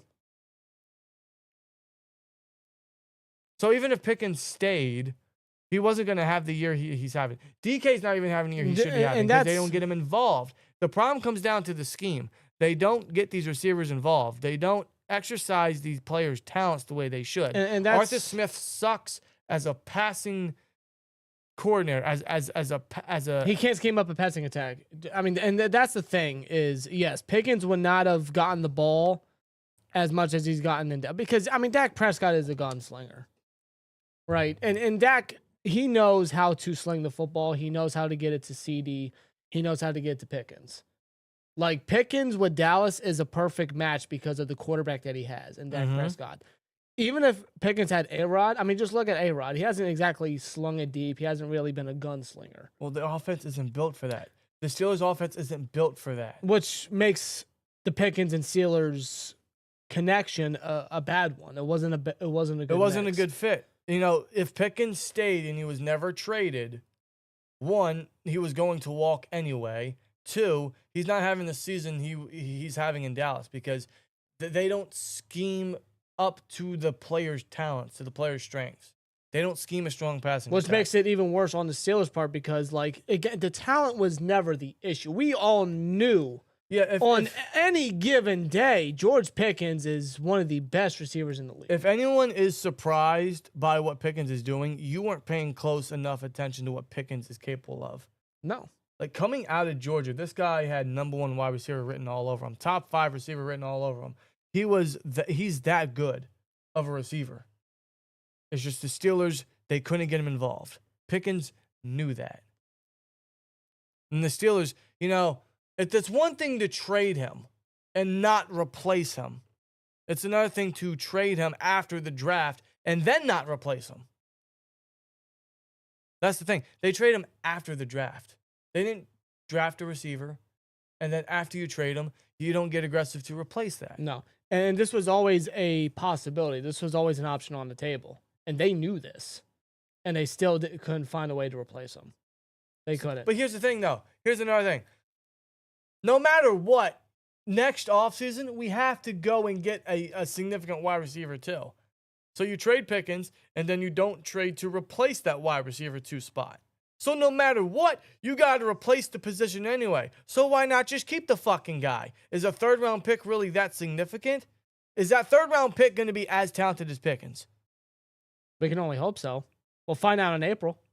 I don't know, man. We'll find out next season. I don't know, But man. listen, like... I'll tell you what, we would be a lot more set at receiver. Oh, for sure. Pickens wouldn't have the season he's having because DK's not even having the season he should be having. But we'd be a little bit more set. And yes, we would ultimately still have to replace him because he's not, let's say Pickens stays, he's not re-signing with the Steelers. So ultimately we would still have to replace him. But it's better to keep him than not have him and not have anyone else. Sure. And I don't disagree with that. Like seeing how everything felt after they trade or after the draft, after they trade him, after the deadline. No, I mean, like... It was a bad move. I mean, the Steelers, they failed in trying to replace him. They failed in that whole assignment. But they've also failed, again, from an offensive scheme point of view because it's terrible. That's the biggest thing, too. They don't know... it just goes back to the Randy Fichtner days. From Randy Fichtner to Matt Canada to now Arthur Smith. They don't know how to scheme up a passing attack. I mean, the whole scheme, it's conservative. It's too safe. There's a lack of aggression. It's just basically the same old for years now. Look at Jonnu Smith, for example. Do you know how many targets he's gotten, the most amount of targets he's gotten as a Steeler? 6, twice this season. Only 6. The most amount of catches he's had in a game as a Steeler is 4. Wow. Since the Colts game. Keep in mind, he was a Pro Bowl tight end last year. Since the Colts game, he has caught 4 passes for 29 yards. My guy is averaging 6.3 yards a catch. He has only 2 touchdowns this year. This man was a part of the trade package with the Dolphins. And this man apparently is most utilized under Arthur Smith. This man he has 163 yards on the season. Well, look at what he did in a Mike McDaniel offense, which is a ton more advanced than Arthur Smith. Where the hell is the utilization of Jonnu Smith? Considering after we traded for Jonnu, reports came out that the Steelers view him as a tight end, but also as a slot wide receiver and a fullback. Where's that utilization? First of all, one, he's not a blocker. So erase that theory, erase that experiment. He's not a blocker. Okay? He's not. He's a big body receiver. You should get him going down the field. That's what they should be doing. And that ties back into the Pickens situation where it was never going to fit. They should have kept him, but Pickens isn't having the same season he's having in Dallas if he's still here. And frankly, Pickens isn't as happy because he's not getting the ball or he's not being used the way he should. Right. That's all on the scheme. That's all on the coaching. And look how it's affecting a guy like Jonnu Smith, who had over 900 yards with the Dolphins. He's not even going to get half of that this year at this pace. Yes. Like, what the hell? That's a shame, man. That's a shame. And listen, it's not like Jonnu's a bad football player. He is not a bad football player. He was a Pro Bowl tight end last year. He's never been a bad receiver. He is one of the more better yak tight ends in the NFL. And we're using him for tight end screens. Correct. What are we doing? Because the scheme isn't meant to aggressively attack. So why is he here? Which makes me wonder, Why did we give him a 1-year extension to keep him for 2 years and pay him $12 million annually? Now, when I say that, I'm not saying take Darnell off the field. You don't take that big motherfucker, swear jar, off the football field. He's the 10th wonder of the world. He's your most impactful tight end on this football team. He can catch, he can block, he can run through 3 dudes like it's nothing. He's 311 pounds doing stuff that wide receivers would do. It's insane. You still play Darnell Washington, though. But you still find a way to utilize Jonnu Smith at the same time. Well, they should. They should. And that's what they should have done with Pickens. They should have kept him, and they should have at least tried to make it work. They didn't like his attitude. They didn't like his antics. I get that. But it's probably because your scheme sucks, and you don't get a guy like him involved, and you don't exercise how he should be used down the field. It was just a bad match. It was a bad match. And I put most of the blame, if not all the blame, on the scheme and the coaching because they can't modernize the offense, essentially. No. They should have kept them, and they should have tried to make it work. That's what they should have done. And they didn't. They said, nope, 3rd rounder. Ooh, that's intriguing. Go to Dallas. And it falls on the scheme. It really does. This offense is just too safe. It's too basic. There's nothing about this offense, the scheme, that blows you away. Like, you don't look at this Steelers offense and think, wow, man, that is one scary, creative offense. I wonder how they're going to get this guy involved. And then they run a screen with all their tight ends on the same drive. Like, yeah, I don't get it. But yeah, man, I don't know. It's just something I've been thinking about ever since the deadline, but seeing what Pickens did for Dallas versus the Raiders on Monday night, it got me thinking, yeah, dude, initially I agreed with it. I mean, I didn't agree with trading him after the draft because you had no replacement. That part was dumb. But I tried giving them the benefit of the doubt, thinking, okay, you're gonna trade for someone, right? That's the thing. We tried to let it play out. We tried to see, okay, Omar Khan, what do you have up your sleeve? Well, it's played out. And listen, yeah, we still gotta wait to see what that 3rd rounder is. Fuck that 3rd rounder. Should have kept Pickens. You should have kept Pickens. And maybe the offense should just be more aggressive and figure out a way to scheme up a passing attack. Wait, what's going on with Ayuk? What's going on with Ayuk? Why is it Chad mentioning Ayuk again? Did y'all hear about Ayuk? He'll likely be available. Really? Hold on. What? Hold on. I didn't get time to check. Hold on. I'm going to search his name. Billy Maher with a 499 says, I think we lost Pickens as soon as we signed DK. He said himself on Twitter he forced his way out. He very well could have sat out with his personality. He didn't want to be here because he knew the scheme sucked. No, you remember the post-game conference he had? I think it was after the Ravens game. Like, yeah. It was something like, he was asked about, like, did you sense changes with the offense? He's like, yeah, I sense some. But then there was another question. Does that make you confident in the future? And he just straight up said, nah. Yeah, he's like, are you optimistic about the future of this offense? He's like, nah. Yeah. So he knew. He knew. Well, if you watch this offense close enough, you all know. Like, we all know. Okay, all right. What's up with Ayuk? All right. Are we really doing this again? This is from Diana Ruzzini. Oh, God. So it's pretty legit, I'd say, of ESPN, Diana Ruzzini.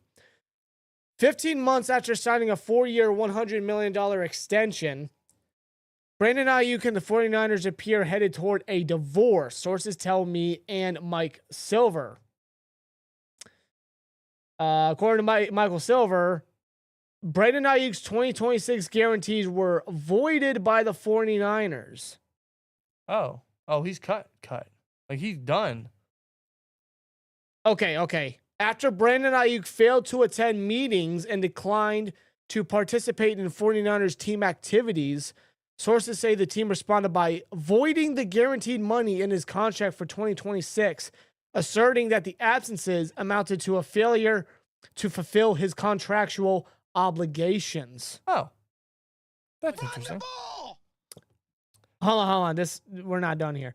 Brandon Ayuk, according to multiple league sources, told NFLPA reps in a meeting he did not want to fight the 49ers voiding his 2026 guaranteed money via He an wants official out. grievance. He wants out. That would clear the way for his expected release at season's end. He wants out.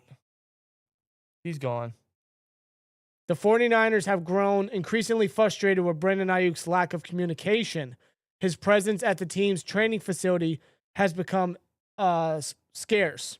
And despite efforts from those within the building to bring him back, his time in San Francisco appears to be running out. So it's this season, the rest, whenever he's back from PUP, and then he's yeah, out. That's it. He's out. So he's done. So him and the 49ers are done. Wow. All that last year for this.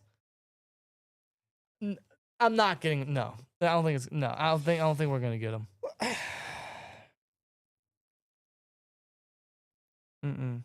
Jonu was a free addition to the trade for Mink and Jalen. Yeah, I mean essentially. Then we throw an extra 7th. Okay, for him, but why? Say hypothetically, say Ayuk finally comes to the Steelers.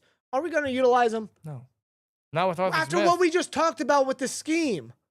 Okay, not with Arthur Smith, but also not with Mike Tomlin. Mike Tomlin in general. Because the way I see it, let's say Arthur Smith, let's say Arthur Smith for some reason gets a head coaching gig somewhere. Mike Tomlin's just going to find another very conservative play caller. Again, this scheme goes back to the Randy Fichtner days, since Haley was relieved of his duties. Yeah. Ayuk will probably go to the Commanders, and Daniels is a former college teammate. Yeah, remember when the whole Ayuk thing happened? Yes. He's like, I really want to play for Daniels. It just makes sense, doesn't it? It does. It does. It makes sense. Makes a ton of sense. Or the Patriots. Don't do that. Remember when the Patriots were involved? Yeah, but they were in a bad state. Well, now look at them. Well, Ayuk has full say here. I know he does. Full say. And now look at the Patriots. What happened with acquiring Jacoby Myers, his tube dude? He didn't want to be here. Because the Steelers actually offered the same package to the Raiders, and Myers decided to go to Jacksonville instead. He didn't want to be here. Same thing with Shaheed. He didn't want to be here. They offered the same package for Shaheed. He didn't want to go there. He decided to reunite with, what's his nuts over in Seattle? Their offensive coordinator. Oh, Kubiak. Yeah.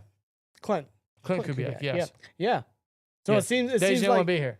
It seems like they acknowledge and understand like what the issue is. Well, for Shaheed, you reunite with a previous coordinator from the year prior, and with Myers, you go to sunny Jacksonville. But Liam Cohen was a good offensive-minded dude. I mean, the Jags are 6-4 for God's sake. The Niners are really cutting Ayuk, huh? Yes, I guess they are.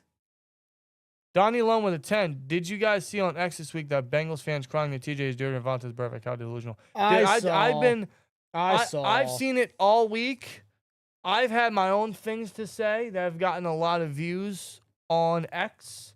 That's made a ton of Bengals fans fucking upset. And I love every second of it.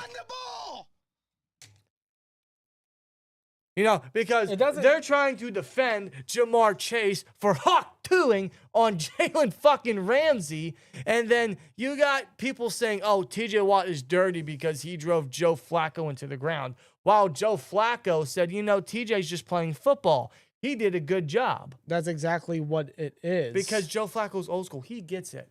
So you got Bengals fans defending Jamar Chase for being a disrespectful liar, for being a punk. And then you got and a lot, yeah. And then you got Bengals fans trying to fight back by saying, "Oh, look how dirty TJ Watt is."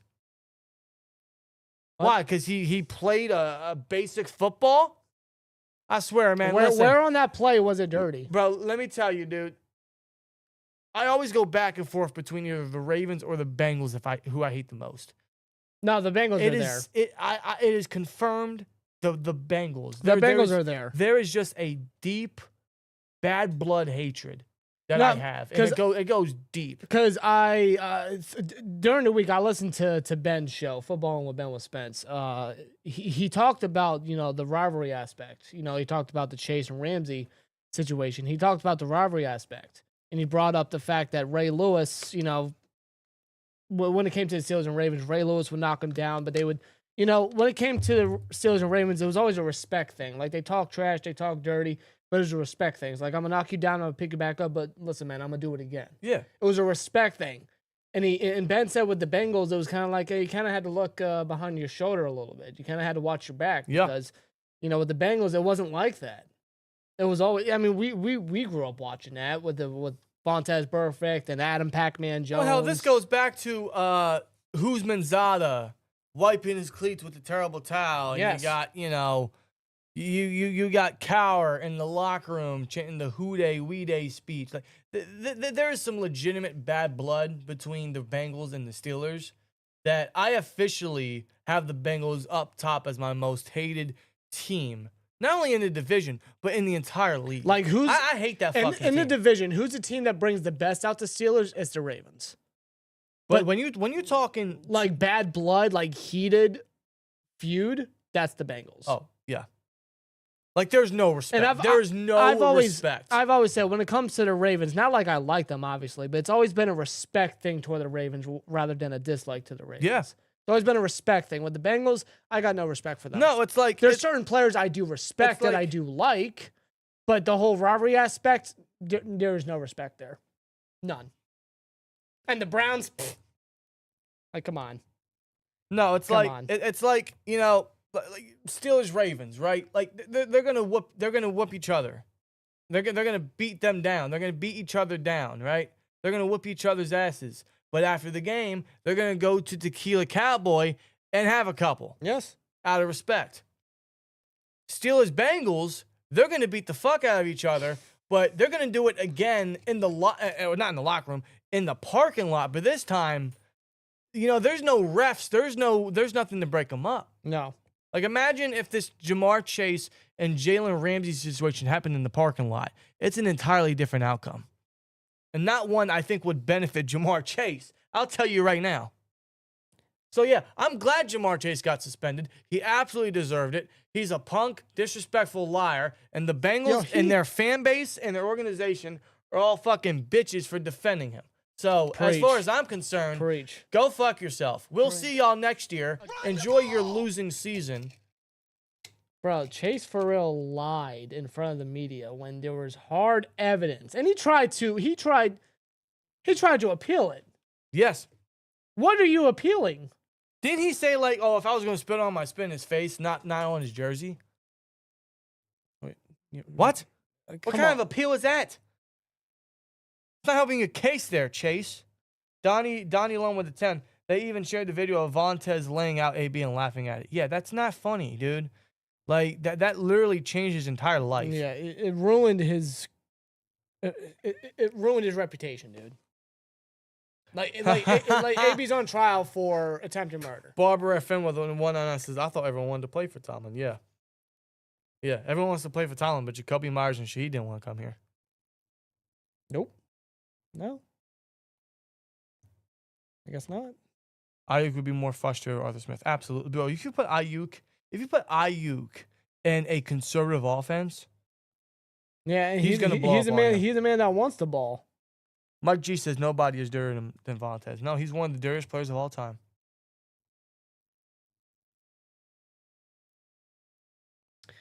And Yep. oh, well, what about the Steelers in the 2008, 2009, 2010 defense? You mean when they're within the rules to do what they did?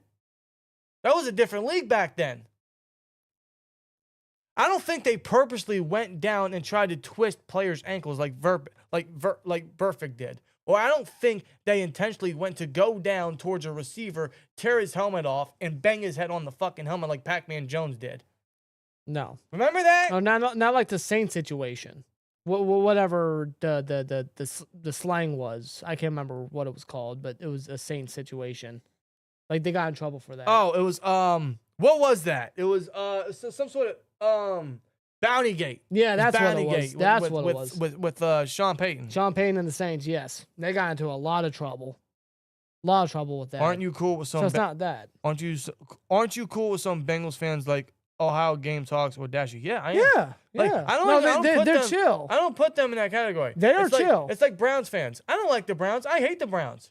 I don't like their fans because all they do is preach about, oh, that one playoff game. Screw you. Like, go fuck yourself. But we do a Christmas gift exchange every year with our guy, Loose Cannon. Cannon. And then, we got Unger to the Max. Yeah. We talk to every year. Who are both Browns fans. So there's certain groups, there's people I don't link in there. Yeah, there's exceptions, and those exceptions are chill people. It's They're just, chill dudes. unfortunately, there's more bad that leaks out than good. It's like anything. It's literally like anything in life, whether it's a certain party or it's a certain group of people or it's whatever. They might have a reputation, right? That everybody sees them as this or that. But not everybody's like that. No. But the majority of them, at least from what I've seen, what I've encountered this week. And their social media, bro. Because I put out a post on X that said, Steelers safeties always make the bitch and Jamar Chase come out. Yeah, it's Chase with the bird to Minka, and then him spitting on Ramsey. And then people are like, wow, Jamar Chase, man, it's funny because Jalen Ramsey was a corner. He had to switch it. No, Jamar Chase didn't make Ramsey move to safety. He moved to safety because Elliott got hurt, and we had to have someone up there. That's why he's at safety. I mean, do you honestly expect Bengals fans to know that? No, I don't. Like, continue to make yourselves look foolish. He's like, oh, look at the past games that Chase has had against you guys. Well, how about you look at the most recent one?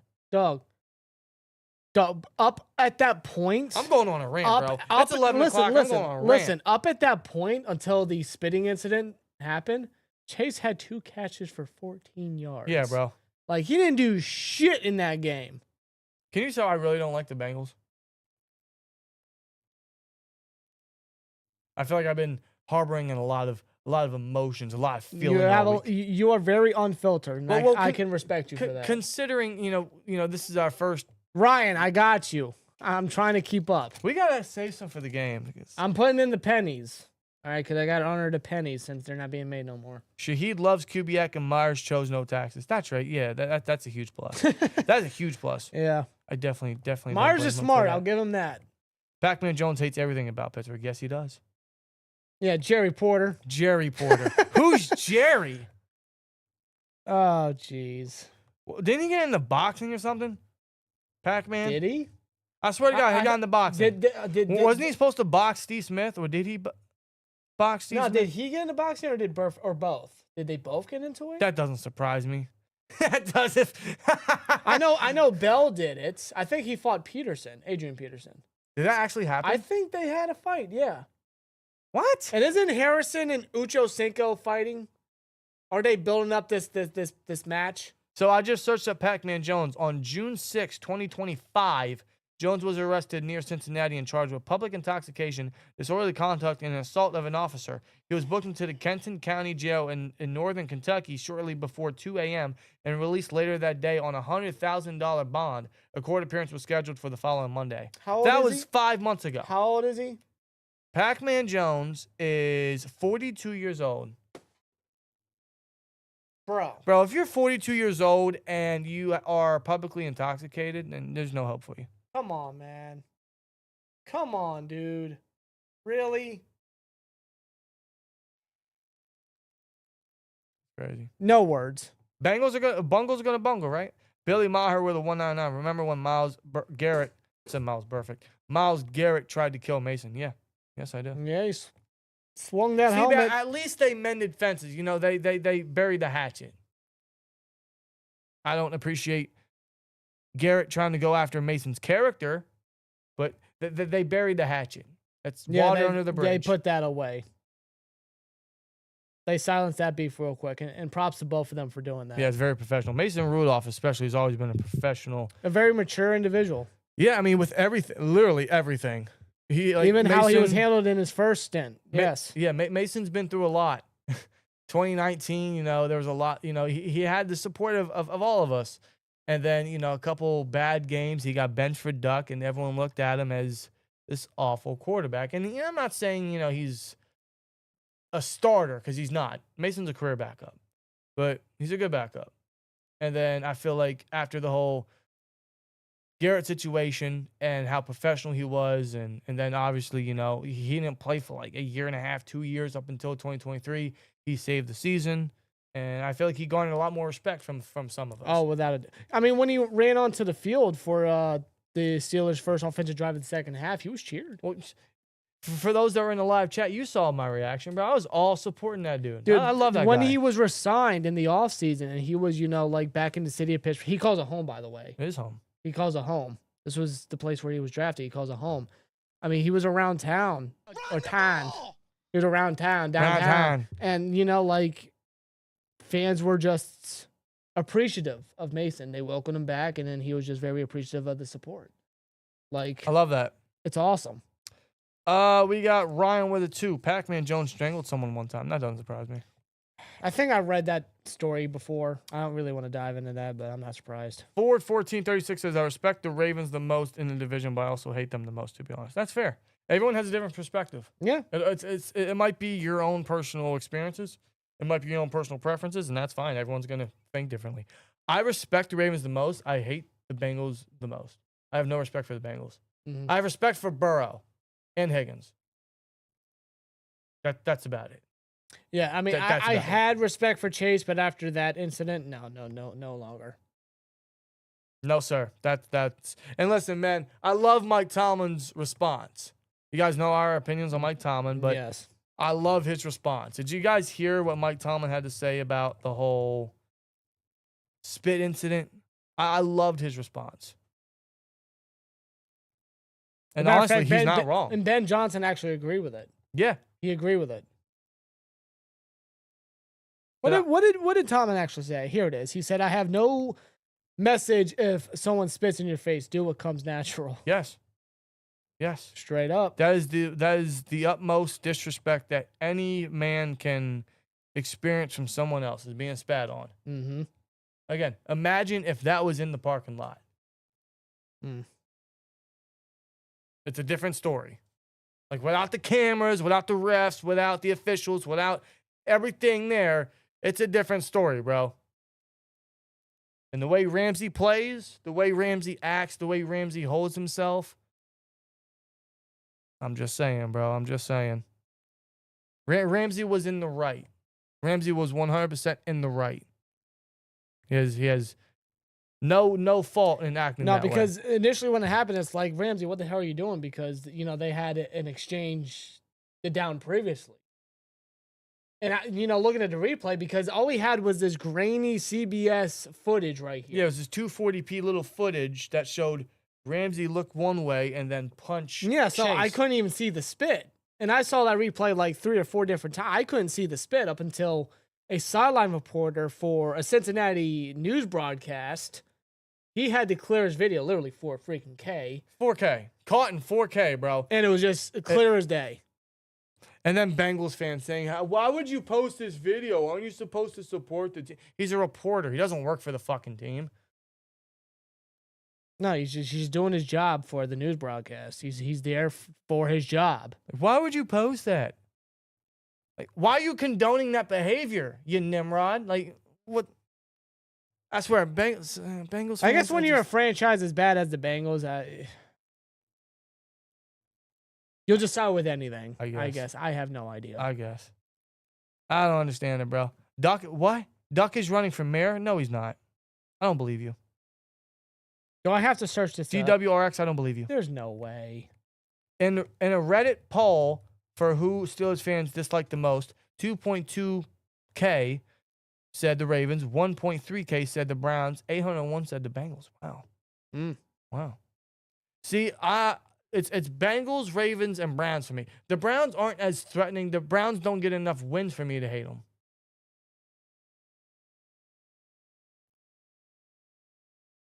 Ravens are always a threat, so they're always gonna be hated. Yeah.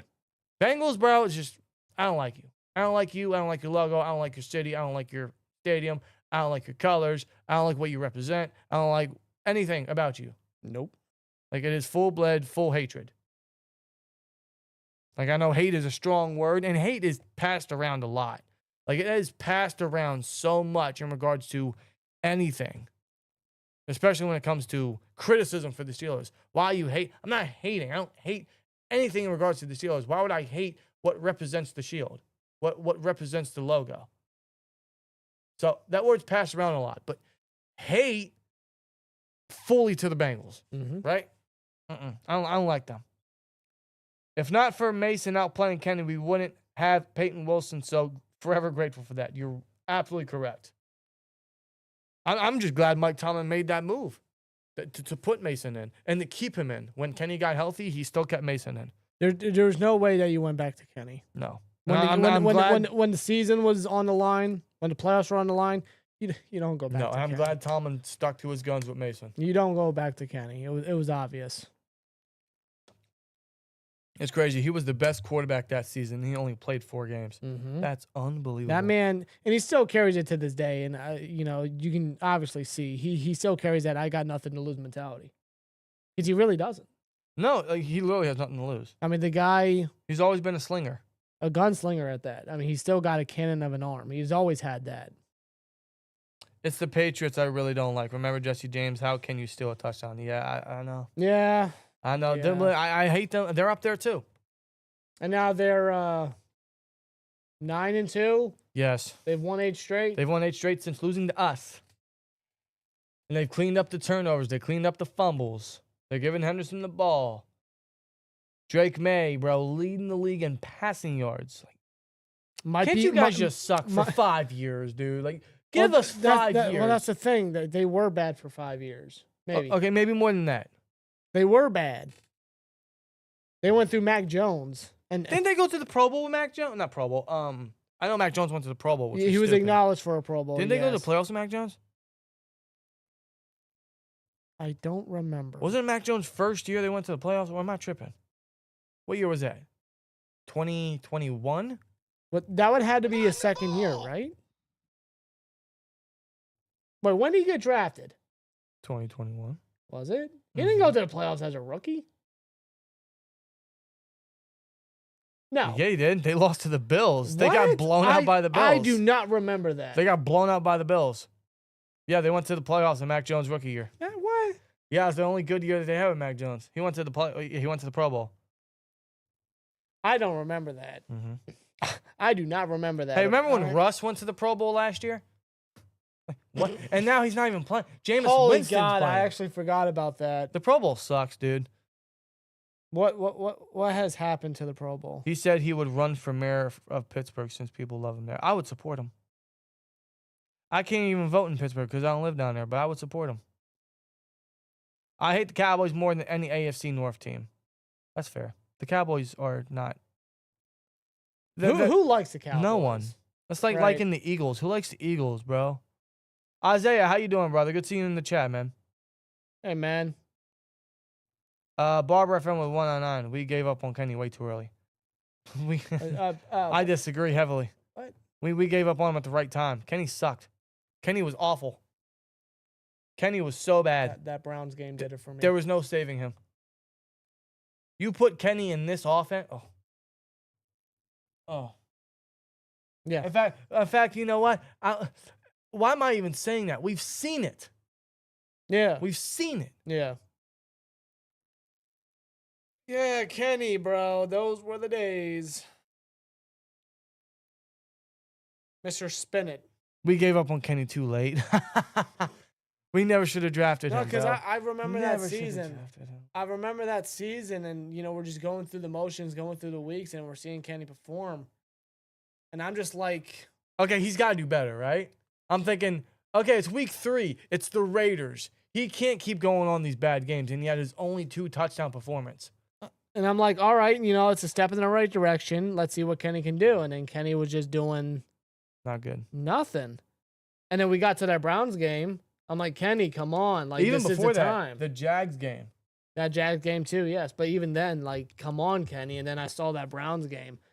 I'm like, over. yeah, no, he didn't even have 100 yards passing to finish the game. No, don't get me wrong, man. There's going to be plays. There's going to be drives. There's going to be moments that I will remember of Kenny versus the Ravens twice with Najee and Pickens versus the Raiders for the Kenny clutch. 50th Kenny comeback. anniversary of the Immaculate Reception. Right? I always appreciate that. Don't get me wrong. I always appreciate that. It's just like he sucked. You know, he sucked. No, he was awful. Even Mitch had game-winning drives. Yeah, I remember when Mitch stepped in for that Bucks game when last time we played Brady, we beat him. Mitch Trubisky helped us beat Brady one final time. I will never forget that. So you know what? His services served us well for one game. And don't get me wrong, Mitch Trubisky, he was worse than Kenny. Mitch Trubisky was Kenny with the picks. God, man. Those are some time. That was just 2 years ago. Mm-hmm. Yo! Like That was I look, 2, I look, 3 I years look ago. back at the Mason situation. Like he was under the system behind Ben. Like when Ben retired, he could have been given that chance, but and by they I mean Colbert. Yeah. Signed Mitch, gifted him the job, and then drafted Kenny the same year. And Mason had to play third string. I'm like, wow. Only for a year later to have to rely on him for Tomlin's season to be saved. Yep. And now we're looking at Mason Rudolph potentially getting his first start as Steelers quarterback since that Bills playoff loss. Yes, that's right. And if he is, he will have my full guided support. I'm wearing his jersey now. We've been wearing his jersey all year outside maybe twice, I think. 2 games. It was the Seahawks game because I had to support DK, and it was the throwback. The Packers game. Yep. Outside of that, we've worn our guy Mason jerseys We made all year. a promise, and we intend to stick with it the rest of the way. Yes, Kenny is 27 years old. And He's the backup for the Raiders now. I keep forgetting he's a freaking Raider. Yeah. It's God, as if that team couldn't be any worse. Oh boy. On Twitter, I saw a Bengals fan that responded to you when you said you hate the Bengals with, "We hate you more." Like, what is this? Kindergarten? It's not a competition. No, I saw that too. He's like, no matter how much hate you have for the Bengals, don't forget we'll always hate you more. Okay, cool. Good for you. I hope you feel better. I hope you have a great night of sleep because you hate it. I don't give a fuck. Wow, man. Good for you. You hate us more. Ooh. How dare you? I don't care. Wow. What, am I supposed to be upset by that? Oh, you hate us more? I can't believe you said that. I'm gonna tell on you. I'm gonna tell my mom what you said to me. Like, what the hell are we doing? This is some second grade. What are we doing, bro? Oh, my God. The Raiders should do the funniest thing to put Kenny versus Sanders. Also, Kenny gave up on the Steelers. Kenny did give up on the Steelers because he didn't want to compete. They brought in Russ, and he didn't want to compete. No. So entitled. He gives us 6 touchdowns and, excuse me, back-to-back years. He's like, how dare you? How dare you sign Russell Wilson? I don't know, because you suck. And he got butthurt. He got butthurt because the Steelers wanted to get better. Russell Wilson will better quarterback than Kenny Pickett at Steelers all the time, and Baltimore fans are cocky. They never won a Super Bowl. Well, unfortunately, the Ravens have too. Yeah, I don't think they'll ever win one with Lamar though. Or Harbaugh at that. No. John? No. It's like the Ravens and Bills. You know, they're almost like one and the same. Where for years now they've been embroiled with the elites in the AFC. And I get like Mahomes is a tough guy to get past. He's like the new Brady of the AFC. You just can't get past him. No. Like come he got Ben. Come playoff time, I mean, like, Yeah. only Burrow could do it. Only Burrow. Only Burrow could do it. Right? Even then they lost. Shout out to Aaron Donald. Yes. Aaron Donald's a goat. Mm-hmm. No, but it's like, you know, you had Manning. And Manning got over that Brady hump a couple times. He had Ben. He can never get over that Brady hump. He had a couple other guys. And it's kind of the same now with Mahomes and Lamar and Josh Allen. But the Bills and the Ravens are one and the same. They have their guy. Okay? MVP caliber quarterbacks. Franchise guys. But they can't get the big one. They can't even get into the Super Bowl, the actual game itself. They can't. Nope.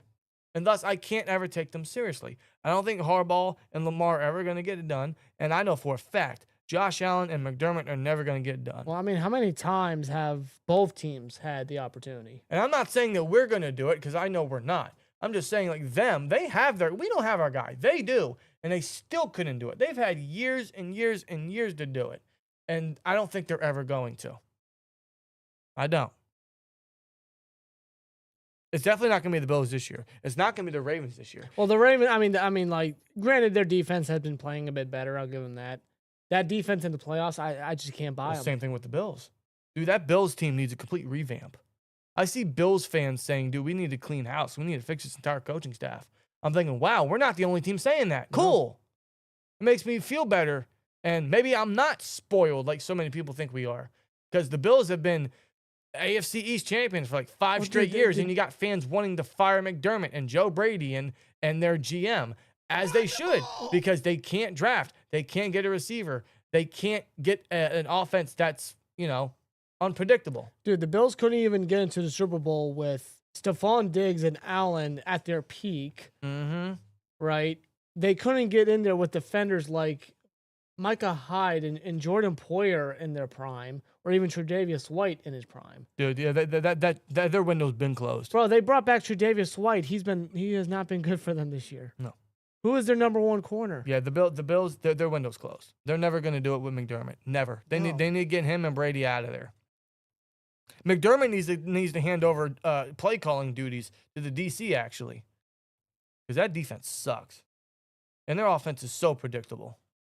How many times are they going to run the same mesh formation, bro? Like, really? Dude, Josh Allen got sacked 8 times. 8 times, and we faced them after Chicago, which makes me worried. I'm not going to lie to you. The Bears are beatable. The Bills are very beatable, but they're going to be pissed, and they know that they're going to need wins. So that Bills game after the Bears game here coming up worries me. Is that in Huntsville? Is that at Pittsburgh? Good question. I believe it's back in Pittsburgh, right? After the Bears on the road. That's got to be at home, right? It is. It is at Heinz. That'll be a 4:25 game unless they flex it. Which I don't know if they will. Can they flex games now?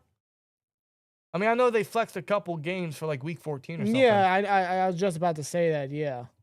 Ryan with it too. George Pickens just got benched. No, he didn't. No, he didn't. Billy Maher with a 499 says, I never had faith in small hands Pickett from the day we drafted him. Maybe it's because I went to West Virginia, but I knew Kenny was a bust from day one. I was sold on him after that touchdown pass to Najee versus the Ravens on Sunday Football. And then year 2 hit, and I'm thinking, wow, man, he's having a great preseason. Yeah, never again. Yeah. I'm not doing that again, bro. Where's the meme of the Army soldier? Jamie Carlo, good to see you in the chat, man. How you doing?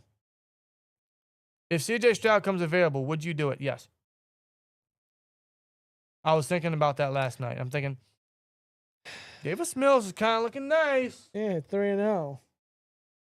That man's 3-0 as the starter, filling in for Stroud. He's not going to be available.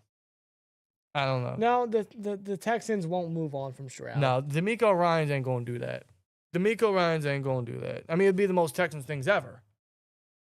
They won't do that. But D'Amico Ryans ain't stupid. No. Though he can function a freaking defense. Yeah, Buffalo. Oh my God. Buffalo is 0-4 in the Super Bowl, yeah. 4 straight times with Jim Kelly and not Andre one. Reed and Bruce Smith. Marv Levy leading the charge. Not one Super Bowl. No, they lost twice to the Cowboys, the damn triplets. The wide right. Yeah. Brutal, man. They're cursed, bro. I swear, they're cursed. Buffalo's just cursed. All AFC North teams hate us more because we're the most successful. That helps me sleep at night. Yeah, you're right. Mm-hmm. You're absolutely right. God damn it. If Caleb Williams? No. I'm sorry. If Davis Mills becomes available, would you do it? No. No. He's a good backup. But no. He's not No, starting. I'd rather keep Mason. No. Yeah. I'd much rather, yeah. Mason's my backup quarterback. Just keep Mason. Mason's my backup quarterback, and this Sunday he just might be my starting quarterback. If it was my decision, he would be my starting quarterback. Only because A-Rod's hurt, and I just don't know if that's a good recipe with how how much he's regressed the last game and a half. Just he's already having hindering play. Now you match the injury. Running a risk there. But they have the cop out with the running game and the weak Bears linebacking core. So there's that too. Either way, no matter who's the quarterback, you guys already know what the Steelers got to do, man. With that being said, I think we're going to close it out. I think we're going to head out for tonight. We've been live for almost 2 hours. So we're going to close it out, man. Guys, thank y'all very much for hanging out with us on this Friday night. We usually do it Thursday, but we were waiting on a decision for Aaron Rodgers for what Mike Tomlin was going to do with A-Rod. And he didn't make a decision. He just said, he's questionable. Which I'm not surprised by. Y'all see Bill Belichick's at his girlfriend's cheerleading competition? No, that's kind of creepy. Yeah, I don't know. Kind of creepy. I had no idea about that. I don't know. Dude, I haven't followed Bill Belichick since his first game as North Carolina coach. I have actually not kept track on that. I haven't either. He needs to just he needs to retire. I get football's life for him, and it's been his life, literally his whole life. But I mean, what else is there for him to prove? Just give it up. He's got bro. nothing to prove. No, nothing.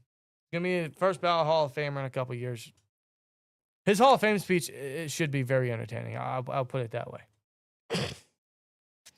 Yeah, I look forward to that. They're gonna have to up the volume on the mic in Canton. Let me just say that it's gonna be like, we're on to retirement. We're on to Canton. He probably might just say that. Like, we're on to wherever. We're on. I bet he won't smile. We're on to my pillow. He never smiles. No. Ever. That should be interesting. Guys, thank y'all for hanging out, man. You guys have a great rest of your Friday night. You guys have a good weekend. You guys already know we'll see y'all Sunday. We'll be live for the Steelers versus Bears game. Got to get a victory. Got to keep stacking wins. Get back into the win streak column here. Got a good matchup. I feel good, but I'm also feeling a little worried because I get a sense this might be one of those games. If you know, you know. But it should be interesting. Will it be A-Rod or will it be Mason? Seems like we're going to find out Sunday, right before game. Sunday pregame. Probably when we're going to find out. Hopefully by the time we're live, we'll have an answer. I think we will. Or we might not know until we are live. It might literally be like last-minute announcement to keep the Bears on their toes.